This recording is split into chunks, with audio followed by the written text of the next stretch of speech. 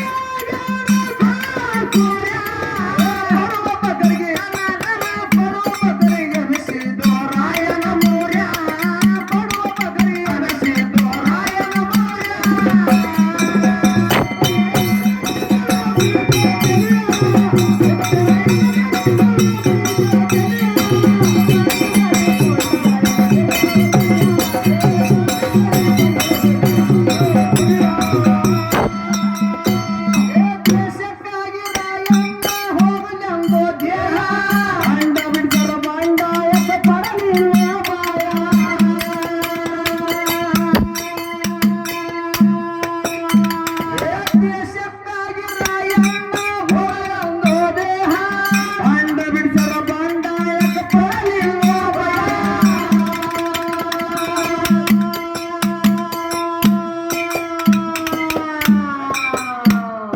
ಗಂಡೆದೆಯ ಗುಂಡಿಗೆಯ ಹೊಟ್ಟಿನ ಮಯ್ಯ ಹೊಟ್ಟಿನ ಮಯ್ಯ